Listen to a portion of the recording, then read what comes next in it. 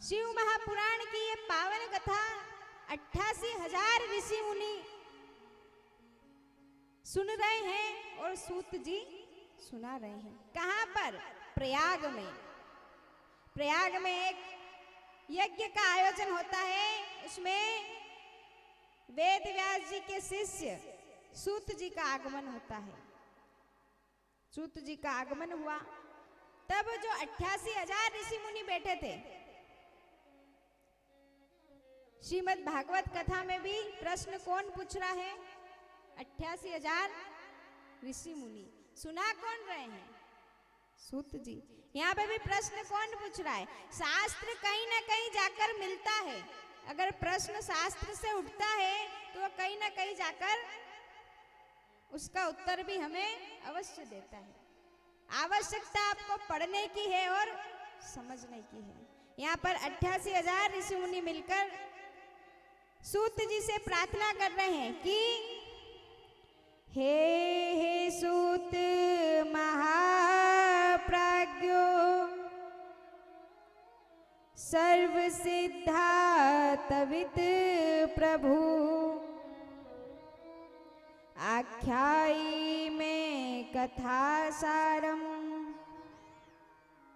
पुराणानाम विशेषत।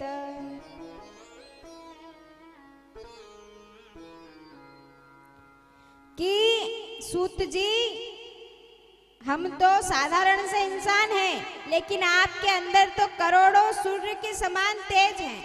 आप इतने ज्ञानवान हैं, आपके अंदर मान लो कि करोड़ों सूर्य का प्रकाश चमक रहा हो। आप कृपा करिए और हमें कोई ऐसे पुराण को सुनाइए, हमें कोई ऐसा पुराण श्रवण कराइए जिससे इन कलयुग की जीवों का उद्धार हो जाए। जब व्यक्ति धन के पीछे भागेगा, जब भाई भाई को एक जमीन के टुकड़े के लिए मार देगा, जब बच्चे माँ बाप के नहीं होंगे, माता पिता को वृद्धाश्रम भेज दिया जाएगा, जब बेटी माँ से बात नहीं करेगी, बेटा पिता से बात नहीं करेगा, हर घर में कलेश होगा, जब केवल जीव धन के पीछे भागेगा, तो इस कलयुगी जीव में इन लोगों का उद्धार कैसे होगा? और केवल धन ही जीवन में सब कुछ नहीं होता है। धन कुछ हो सकता है, धन बहुत कुछ हो सकता है, लेकिन धन सब कुछ कभी नहीं हो सकता। धन से आप संसार की सारी चीजें खरीद सकते हैं, लेकिन धन से आप सांसें नहीं खरीद सकते। जब मृत्यु आनी होती है तब आती है। धन से आप महंगा बिस्तर खरीद सकते हो, लेकिन धन से नींद आप नहीं खरीद सकते।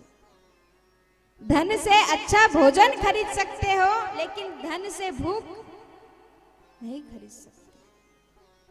इसलिए कहते हैं कि धन सब कुछ नहीं होता। लेकिन जब ये जीव केवल धन के पीछे भागेगा तो हे सूत जी, इनका कल्याण कैसे होगा? कुछ उपाय हमें बताइए, कोई ऐसा ग्रंथ सुनाइए।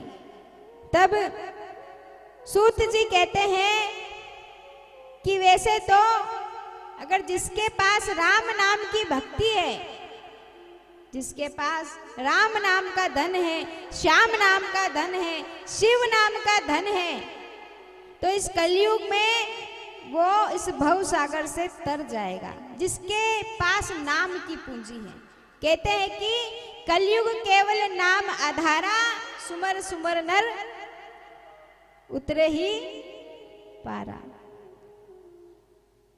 और कहते हैं गोस्वामी जी बड़ी प्यारी बात, बड़ी सुंदर बात लिखते हैं कि राम रसायन तुमरे पासा सदा रहो रघुपति जी के।